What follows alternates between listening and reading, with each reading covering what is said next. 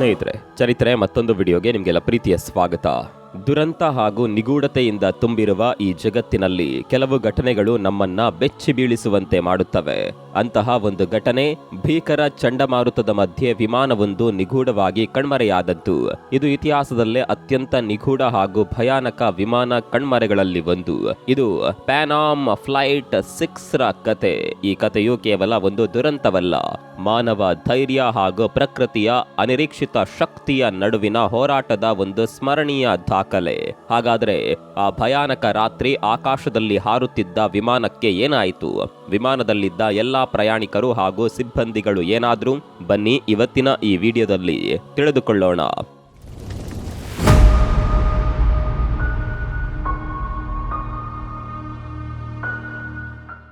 ಸ್ನೇಹಿತರೆ, ಅದು ಅಕ್ಟೋಬರ್ 15, 1995 ರ ಕತೆ. ಆಕಾಶದ ಅಧಿಪತಿ ಅಂತಾಲೆ ಖ್ಯಾತಿ ಪಡೆದಿದ್ದ ಪ್ಯಾನಾಮ್ ಫ್ಲೈಟ್ 6 ಅನ್ನುವ ಭವ್ಯ ಡಬಲ್ ಡೆಕ್ಕರ್ ವಿಮಾನ ತನ್ನ 70 ಪ್ರಯಾಣಿಕರು ಹಾಗೂ 7 ಸಿಬ್ಬಂದಿಗಳೊಂದಿಗೆ ಹವಾಯಿಯಿಂದ ಸ್ಯಾನ್ ಫ್ರಾನ್ಸಿಸ್ಕೋ ಕಡೆಗೆ ಹಾರಾಟ ಆರಂಭಿಸಿತು. ವಿಮಾನದ ಒಳಗಡೆ ಪ್ರಶಾಂತತೆಯ ಆವರಣವಿತ್ತು. ಕೆಲವರು ಪುಸ್ತಕದ ಪುಟಗಳಲ್ಲಿ ಕಳೆದು ಹೋಗಿದ್ರೆ, ಇನ್ನು ಕೆಲವರು ಕಿಟಕಿಯಿಂದ ಪೆಸಿಫಿಕ್ ಮಹಾಸಾಗರದ ವಿಶಾಲ ನೀಲಿ ಸಾಗರವನ್ನ ಆಸಕ್ತಿಯಿಂದ ವೀಕ್ಷಣೆ ಮಾಡ್ತಾ ಇದ್ರು. ಉಳಿದವರು ತಮ್ಮ ನಾಳೆಯನ್ನ ಕನಸುಗಳಲ್ಲಿ ಕಟ್ಟಿಕೊಳ್ಳುತ್ತಿದ್ರು. ಆದರೆ ಈ ಪ್ರಶಾಂತ ವಾತಾವರಣವನ್ನ ಏಕಾಏಕಿ ಒಂದು ಭೀಕರ ಚೀರಾಟ ಭೇದಿಸಿತು. ಆ ಚೀರಾಟದ ಬೆನ್ನಲ್ಲೇ 4 ಮುಸುಕುಧಾರಿಗಳು ಭಯ ಹುಟ್ಟಿಸುವಂತೆ ಎದ್ದು ನಿಂತರು. ಅವರ ಕೈಯಲ್ಲಿದ್ದ ಶಸ್ತ್ರಾಸ್ತ್ರಗಳನ್ನ ನೋಡಿ ವಿಮಾನದಲ್ಲಿದ್ದ ಪ್ರಯಾಣಿಕರ ಹೃದಯವೇ ನಿಂತು ಹೋಯಿತು. ಕ್ಷಣಾರ್ಧದಲ್ಲೇ ವಿಮಾನ ಹೈಜಾಕ್ ಆಯಿತು. ಮಕ್ಕಳ ಅಳುವ ಶಬ್ದ, ದೊಡ್ಡವರ ಗಾಬರಿಯ ಕೂಗು, ಗೊಂದಲ ಹಾಗೂ ಭಯ ಎಲ್ಲವೂ ಸೇರಿ ಆಕಾಶದ ಅರಮನೆಯಂತಿದ್ದ ವಿಮಾನ ಕಗ್ಗತ್ತಲ ಕಾರ್ಮೋಡವಾಗಿ ಬದಲಾಯಿತು. ಸ್ನೇಹಿತರೆ, ಈ ಸುದ್ದಿ ಕೂಡಲೇ ಏರ್ ಟ್ರಾಫಿಕ್ ಕಂಟ್ರೋಲ್ ಕೇಂದ್ರಕ್ಕೆ ತಲುಪುತ್ತೆ. ಆಗಸದಲ್ಲಿ ಶಾಂತಿಯಿಂದ ಹಾರುತ್ತಿದ್ದ ವಿಮಾನದ ಪಯಣಕ್ಕೆ ವಿಧಿಯ ಮತ್ತೊಂದು ಅನಿರೀಕ್ಷಿತ ತಿರುವು ಕಾದಿತ್ತು. ಹೈಜಾಕ್ ಮಾಡಿದ ಹೈಜಾಕರ್ಗಳು ವಿಮಾನದ ಸಂವಹನ ಹಾಗೂ ಲೊಕೇಶನ್ ವ್ಯವಸ್ಥೆಗಳನ್ನ ನಿಲ್ಲಿಸಿದಾಗ ವಿಮಾನ ಸಂಪರ್ಕ ಕಳೆದುಕೊಂಡಿತು.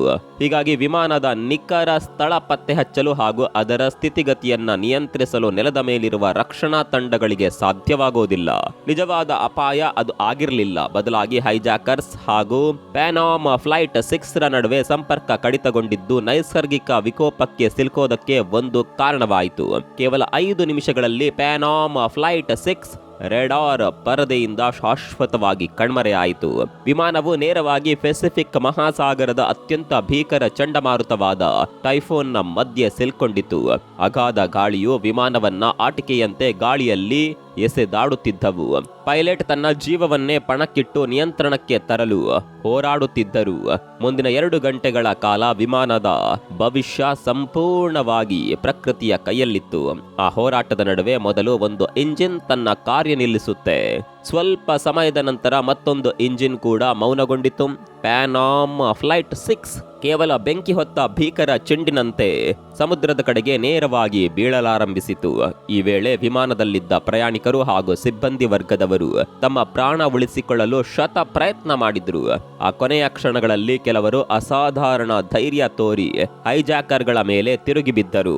ಅಷ್ಟೇ ಅಲ್ಲ, ಅವರನ್ನ ಹೊಡೆದುರುಳಿಸಿ ಒಡೆದ ಬಾಗಿಲಿನಿಂದ ಪೆಸಿಫಿಕ್ ಮಹಾಸಾಗರಕ್ಕೆ ಜಿಗಿದರು. ಕ್ಷಣಾರ್ಧದಲ್ಲೇ ಆಕಾಶವೇ ನಡುಗುವಷ್ಟು ದೊಡ್ಡ ಸ್ಫೋಟವಾಯಿತು. ಪ್ಯಾನಾಮ್ ಫ್ಲೈಟ್ 6 ಸಾಗರದ ಆಳದಲ್ಲಿ ಶಾಶ್ವತವಾಗಿ ಕಣ್ಮರೆಯಾಯಿತು. ಸ್ನೇಹಿತರೆ, ಅಲ್ಲಿ ಒಂದು ಅಚ್ಚರಿಯ ಪವಾಡ ಸಂಭವಿಸಿತು. ಅಷ್ಟು ದೊಡ್ಡ ದುರಂತದಲ್ಲಿ 60 ಮಂದಿ ಜೀವಂತವಾಗಿ ಉಳಿದಿದ್ದರು. ವಿಮಾನ ಬಿದ್ದ ಸ್ಥಳದಿಂದ ಕೇವಲ 100 ಮೀಟರ್ ದೂರದಲ್ಲಿ ಸಮುದ್ರದ ಮೇಲೆ ಒಂದು ಕಪ್ಪು ಬಂಡೆ ಹೊರಗೆ ಕಾಣಿಸಿಕೊಂಡಿತ್ತು. ಉಳಿದ ಶಕ್ತಿಯನ್ನೆಲ್ಲ ಒಗ್ಗೂಡಿಸಿ ಬದುಕುಳಿದವರೆಲ್ಲರೂ ಆ ಬಂಡೆಯ ಮೇಲೆ ಹತ್ತಿದ್ರು. ಮೈ ನಡುಗಿಸುವ ಚಳಿ, ಭಯ ಹಾಗೂ ಗಾಬರಿಯಿಂದ ನಲುಗಿದ ಆ 60 ಮಂದಿ ಒಬ್ಬರನ್ನೊಬ್ಬರು ಅಪ್ಪಿಕೊಂಡು ಕುಳಿತಿದ್ದರು. ಯಾವುದೇ ಫೋನ್ ಇಲ್ಲ, ಸಿಗ್ನಲ್ ಇಲ್ಲ, ನೆರವಿನ ನಿರೀಕ್ಷೆಯೂ ಇರಲಿಲ್ಲ. ವಿಮಾನದ ಅವಶೇಷಗಳು ಕೂಡ ಈಗಾಗಲೇ ಸಾಗರದ ಆಳದಲ್ಲಿ ಕಣ್ಮರೆಯಾಗಿ ಹೋಗಿದ್ದವು. ಇವರು ಬದುಕುಳಿದಿರುವ ಸಾಧ್ಯತೆಯು ಪ್ರಪಂಚಕ್ಕೆ ಗೊತ್ತೇ ಇರಲಿಲ್ಲ.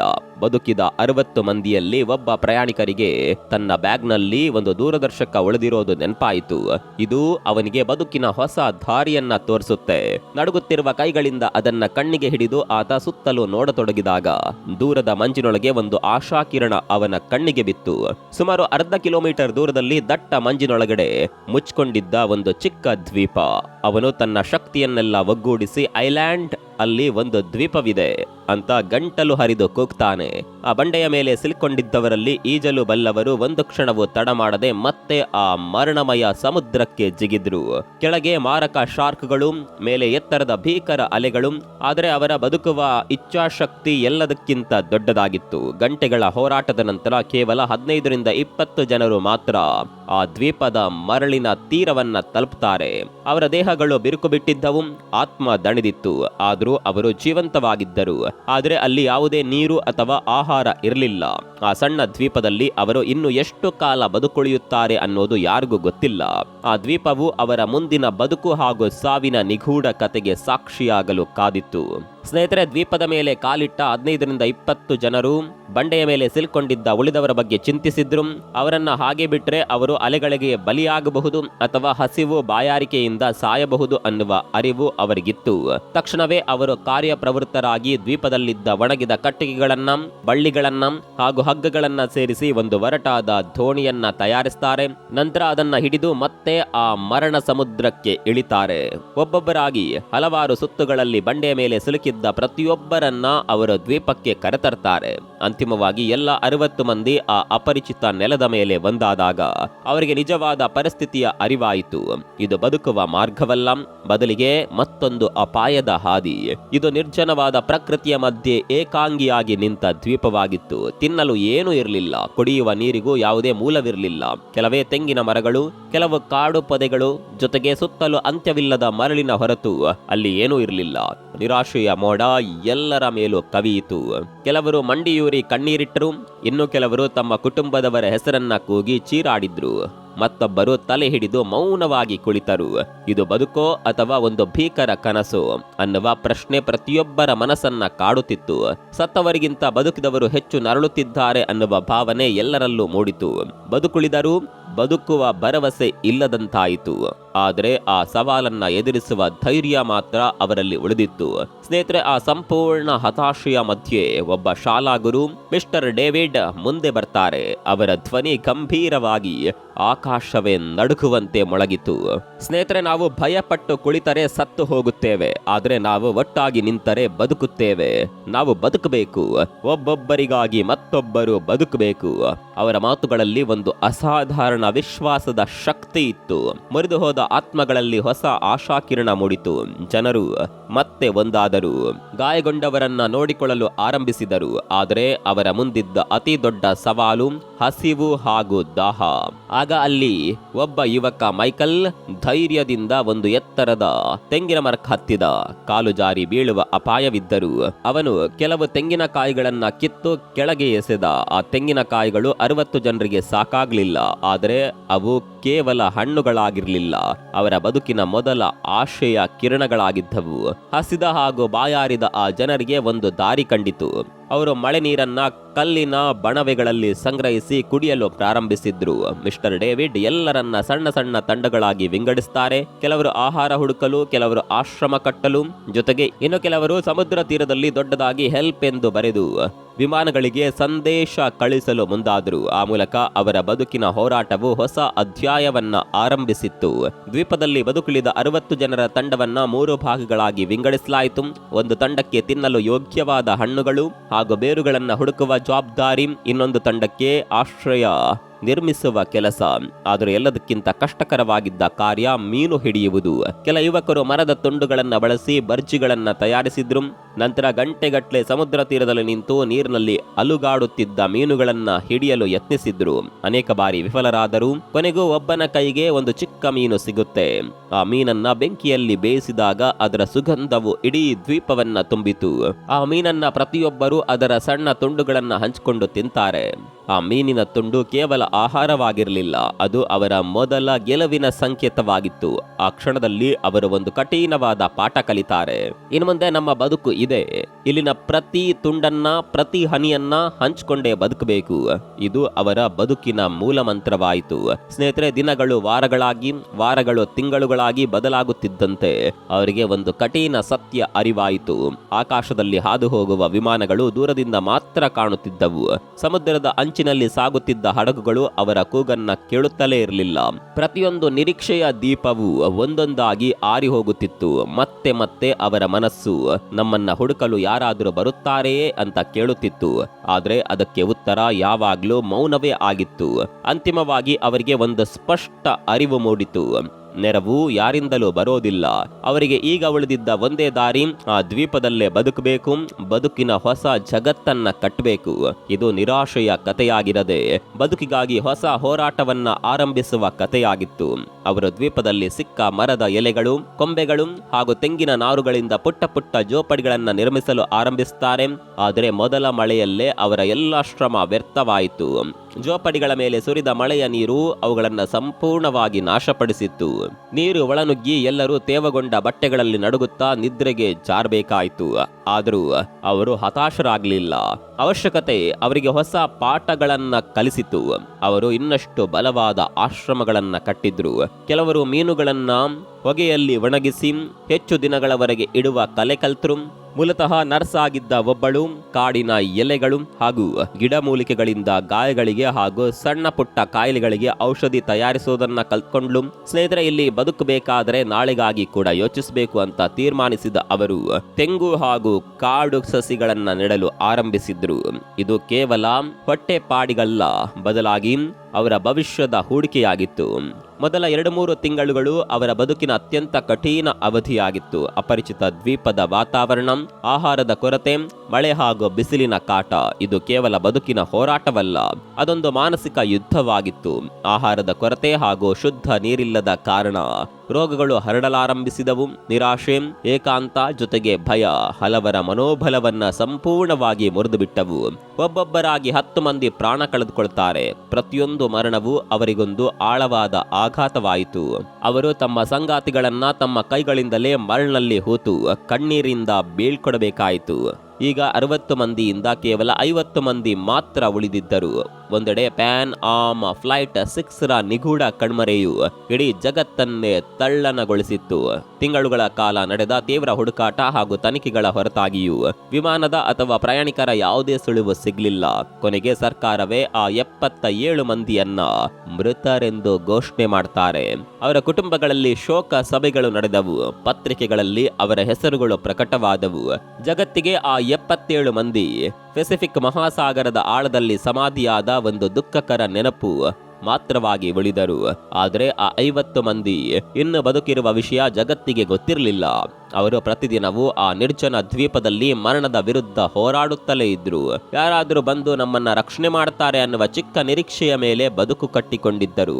ಆದರೆ ಜಗತ್ತು ಅವರನ್ನ ಮರೆತಿತ್ತು. ಇದು ಅವರ ಹೋರಾಟದ ಅತ್ಯಂತ ಕತ್ತಲೆಯ ಅಧ್ಯಾಯವಾಗಿತ್ತು. ಬಹುಶಃ ನಾವು ಎಂದಿಗೂ ಇಲ್ಲಿಯೇ ಸಿಲ್ಕೊಂಡು ಸಾಯಬೇಕಾಗಬಹುದು ಅಂತ ಅವರು ತಮ್ಮೊಳಗೆ ಹೇಳಿಕೊಳ್ತಾರೆ. ಹೀಗೆ ದುರಂತದ ನಂತರ 2 ವರ್ಷಗಳು ಕಳೆದು ಹೋಗ್ತಾವೆ. ಮರಣದ ಭೀತಿ ಹಾಗೂ ಬದುಕಿನ ಹೋರಾಟ ಈಗ ಅವರ ಜೀವನದ ಒಂದು ಭಾಗವಾಗಿ ಬಿಟ್ಟಿತ್ತು. ಅವರು ಬದುಕಲು ಕಲ್ತಿದ್ದರು, ಆದರೆ ಅವರ ಹೃದಯಗಳಲ್ಲಿ ತಮ್ಮವರನ್ನ ಕಳೆದುಕೊಂಡ ನೋವು ಹಾಗೂ ಜಗತ್ತು ತಮ್ಮನ್ನ ಮರೆತು ಬಿಟ್ಟಿದೆ ಎಂಬ ಶೂನ್ಯತೆ ಉಳಿದಿತ್ತು. ಸ್ನೇಹಿತರೆ, ದುರಂತದ ನಂತರ 2 ವರ್ಷಗಳು ಕಳೆದಾಗ ಪ್ಯಾನಾಮ್ ಫ್ಲೈಟ್ 6 ರ ನಿರಾಶೆಯ ಕಥೆಯಲ್ಲಿ ಒಂದು ಹೊಸ ತಿರುವು ಕಾಣಿಸಿಕೊಳ್ಳುತ್ತೆ. ಆ ನಿರ್ಜನ ದ್ವೀಪದಲ್ಲಿ ಒಂದು ಅದ್ಭುತ ಸಂಭವಿಸುತ್ತೆ.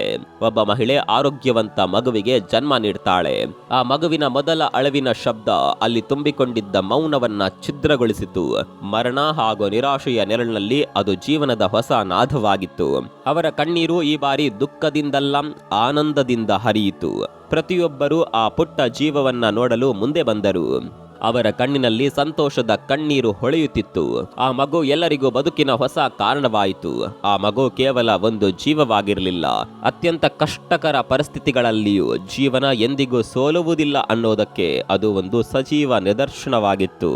ಅದು ಅವರ ಹೊಸ ಭರವಸೆಯ ದೀಪ. ಜನರು ಆ ದಿನವನ್ನ ಒಂದು ಹಬ್ಬದಂತೆ ಆಚರಿಸಿದ್ರು. ಯಾಕಂದ್ರೆ 2 ವರ್ಷಗಳ ಬಳಿಕ ಅದು ಮರಣದ ಮೇಲೆ ಜೀವನ ವಿಜಯ ಸಾಧಿಸಿದ ದಿನವಾಗಿತ್ತು. ಈಗ ಅವರು ಬದುಕಬೇಕಾಗಿದ್ದು ಕೇವಲ ತಮಗಾಗಿ ಅಲ್ಲ, ಹೊಸ ಪೀಳಿಗೆಗಾಗಿಯೂ ದ್ವೀಪವನ್ನ ಒಂದು ಉತ್ತಮ ಸ್ಥಳವನ್ನಾಗಿ ಮಾಡುವ ಜವಾಬ್ದಾರಿ ಅವರ ಮೇಲಿತ್ತು. ಸ್ನೇಹಿತರೆ, ನೋಡುತ್ತಿದ್ದಂತೆ 10 ವರ್ಷಗಳು ಕಳೆದವು. ಆ ದ್ವೀಪದಲ್ಲಿ ಈಗ ಒಂದು ವ್ಯವಸ್ಥಿತ ಜೀವನ ಶೈಲಿ ಬೆಳೆದಿತ್ತು. ಮಿಸ್ಟರ್ ಡೇವಿಡ್ ಮಕ್ಕಳಿಗಾಗಿ ಒಂದು ಚಿಕ್ಕ ಶಾಲೆಯನ್ನ ಆರಂಭಿಸಿದ್ರು. ಅಲ್ಲಿ ಅವರು ಮಕ್ಕಳಿಗೆ ಓದು, ಬರಹ ಹಾಗೂ ಜಗತ್ತಿನ ಕಥೆಗಳನ್ನ ಕಲಿಸುತ್ತಿದ್ದರು. ದ್ವೀಪದಲ್ಲಿನ ಜನರೆಲ್ಲರೂ ತಮ್ಮ ತಮ್ಮ ಕೆಲಸಗಳನ್ನ ಹಂಚಿಕೊಂಡಿದ್ದರು. ಕೆಲವರು ಮೀನು ಹಿಡಿಯುತ್ತಿದ್ರು, ಕೆಲವರು ಕೃಷಿ ಮಾಡ್ತಾ ಇದ್ರು, ಇನ್ನು ಕೆಲವರು ಮಕ್ಕಳನ್ನ ನೋಡಿಕೊಳ್ಳುತ್ತಿದ್ದರು. ತಮ್ಮ ಮನೋಬಲವನ್ನ ಉಳಿಸಿಕೊಳ್ಳಲು ಅವರು ಪ್ರತಿ ವರ್ಷ ವಿಮಾನ ಅಪಘಾತದ ದಿನವನ್ನ ಸರ್ವೈವಲ್ ಡೇ ಅಂತ ಆಚರಿಸಲು ಆರಂಭಿಸಿದ್ದರು. ಆ ದಿನ ಅವರು ಹಾಡುಗಳನ್ನ ಹಾಡುತ್ತಿದ್ದರು, ಕತೆಗಳನ್ನ ಹೇಳುತ್ತಿದ್ದರು. ಜೊತೆಗೆ ಈಗ ತಮ್ಮೊಂದಿಗೆ ಇಲ್ಲದ ಸಂಗಾತಿಗಳನ್ನ ನೆನೆದು ಕಣ್ಣೀರು ಹಾಕುತ್ತಿದ್ದರು. ಈ 10 ವರ್ಷಗಳಲ್ಲಿ ದ್ವೀಪದಲ್ಲಿ ಇನ್ನೂ 5 ಮಕ್ಕಳು ಹುಟ್ಟಿದ್ರು.